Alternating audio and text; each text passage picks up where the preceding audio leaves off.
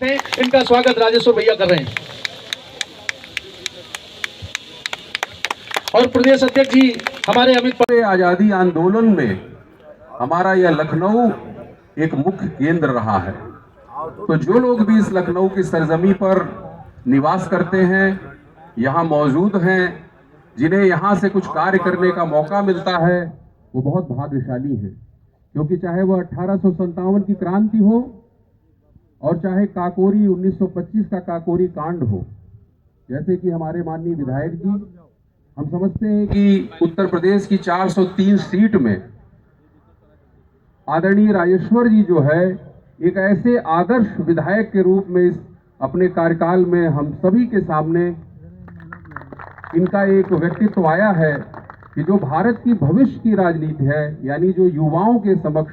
नौजवानों के समक्ष, जो भारत के समक्ष जितनी चुनौतियां हैं उनका सामना करने के लिए जो एक नई फौज खड़ी होनी है,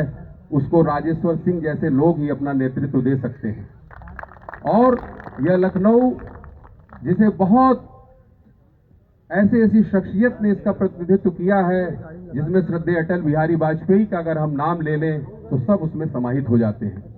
मैं भी 1997 में विद्यार्थी के रूप में माननीय अटल बिहारी वाजपेयी से ही प्रभावित होकर नेताजी सुभाष चंद्र बोस जी का शताब्दी वर्ष मनाया जा रहा था, देवगौड़ा जी की सरकार थी। मैं प्रयागराज में BA तृतीय वर्ष का छात्र था। नेताजी सुभाष चंद्र बोस जी पर अटल जी का दिया हुआ उद्बोधन सुनकर दूरदर्शन पर मैंने पूरे जीवन का लक्ष्य नेताजी पर कार्य करने के लिए बना लिया और 21 वर्ष की उम्र में पहला कार्यक्रम हमने प्रयागराज की धरती पर जो किया था, तब से अनवरत एक यात्रा, एक हम उसे न्याय यात्रा कहते हैं, जो चल रहा है। बहुत अधिक समय न लेते हुए कुछ शब्दों में मैं माननीय विधायक जी के बारे में नेताजी सुभाष संगठन की तरफ से कहना चाहता हूं और आज इस अवसर का लाभ लेते हुए, सदुपयोग करते हुए एक निवेदन भी उनसे करना चाहता हूं। विधायक जी के बारे में पूरा देश जो भी राजनीति में है और जो नई राजनीति इस भारत के लिए, राष्ट्र के लिए समर्पित होकर करना चाहता है, उसे कैसा होना चाहिए, इसका अगर कोई जीता जागता प्रमाण है तो वो माननीय विधायक जी राजेश्वर सिंह जी हैं। एक सरोजनी नगर जैसा विधानसभा क्षेत्र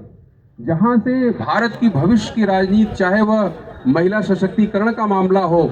चाहे युवाओं को साइबर अटैक से लेकर और चाहे नई जो भी हमारी पर्यावरण से जुड़ी हुई जो समस्याएं, चुनौतियां जो हमारे देश के सामने हैं, उन सब के विषय में जागरूक करते हुए ये जो जाति और संप्रदाय और ये जो ट्रेडिशनल पॉलिटिक्स चल रही है, इसको तोड़ना चाहते हैं राजेश्वर भैया। और हम सब नेताजी सुभाष संगठन की तरफ से मैं कहना चाहता हूं कि पूरे देश में नेताजी सुभाष संगठन के जो भी सिपाही हैं, सिपा सालार हैं, कार्यकर्ता हैं, वो बिल्कुल पक्के हैं और आप जिस राजनीति को जिस रास्ते पर ले जाना चाहते हैं, हम सब लोग आपके साथ हैं। अब मैं सिर्फ एक निवेदन करना चाहता हूं। उससे पहले मैं 1857 की क्रांति के उन 2000 शहीदों का, जो सिकंदर बाग में जिनकी लाशें सड़ती रहीं, अंग्रेजों ने उन्हें सड़ने दिया कि ताकि पूरे देश में एक नजीर बने कि भाई अगर अंग्रेजी हुकूमत को कोई चुनौती देगा तो उसका क्या अंजाम होगा। उन सभी 2000 शहीदों को हम सब विधायक जी के नेतृत्व में यहाँ जितने भी लोग बैठे हुए हैं, सब की तरफ से हम उन्हें नमन करते हैं। हम बेगम हजरत महल को नमन करते हैं और काकोरी के उन शहीदों को नमन करते हैं जिन्होंने इसी लखनऊ से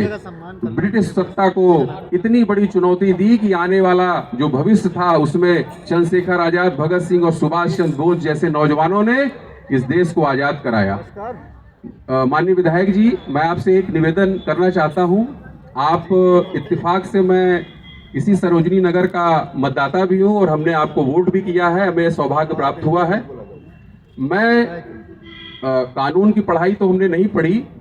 लेकिन जो लड़ाई हम लड़ रहे हैं या जो प्रयास हम कर रहे हैं, जिसमें एक बहुत बड़ी सफलता इस मोदी कार्यकाल में हमें मिली कि नेताजी को जो रिकॉग्निशन भारत सरकार द्वारा मिलना चाहिए था, जो स्थान मिलना चाहिए था, वो स्थान तो मिल गया है। लेकिन अभी एक विषय जो है वो बहुत ही चिंताजनक और पीड़ादायक विषय है जिस पे हम लोग काम कर रहे हैं, और अभी कॉन्स्टिट्यूशन क्लब नई दिल्ली में 30 दिसंबर को हम लोगों ने एक राष्ट्रीय न्याय सम्मेलन करके एक सर्वसम्मति से एक प्रस्ताव पास करके माननीय प्रधानमंत्री जी को भेजा है, जिसमें अनीता बोस जी जो उनकी इकलौती संतान जो जर्मनी में रहती है, उन्होंने भी उसको संबोधित किया उस सभा को, और बहुत सारे गणमान्य लोग पूरे देश से, राजनीतिक सामाजिक हर क्षेत्र के लोग आए थे। हम आपसे ये निवेदन करेंगे कि नेताजी की जन्म तिथि तो हम लोग मनाते हैं 23 जनवरी, लेकिन अभी तक सरकार जो है उनकी पुण्यतिथि को पूर्ण रूप से घोषित नहीं कर पाई। और हर बार जब 18 अगस्त आता है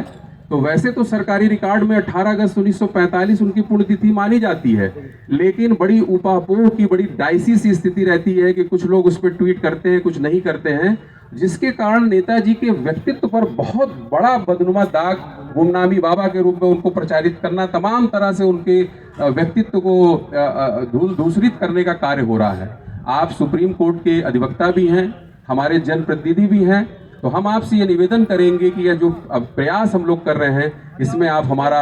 साथ दें, हमारा प्रतिनिधित्व करें। यही निवेदन के साथ मैं सभी यहाँ सरोजनी नगर की जनता को ये कहता हूँ कि माननीय विधायक जी का,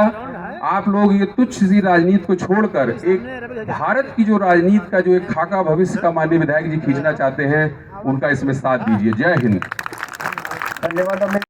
अमित पांडे जी जितनी अच्छी बात कह रहे थे नेताजी सुभाष चंद्र बोस जी के लिए, हम सबके मन में जितनी श्रद्धा है वो शब्दों में बयान नहीं की जा सकती। उनके कारण देश आज़ाद हुआ, उनके कारण आज हिंदुस्तान विश्व की महाशक्ति बन रहा है। उनके बताए हुए रास्तों पे चलते हुए हजारों नौजवानों ने देश के लिए अपनी शहादत दी और आज चैन से हम लोग अमन चैन देख रहे हैं हिंदुस्तान में। जैसा आपने कहा 18 अगस्त को उनका हम लोग पुण्यतिथि सबसे पहले यही सरोजनी नगर में सबसे भव्य कार्यक्रम करेंगे और उसको हम लोग पूरे हिंदुस्तान में लेके उसकी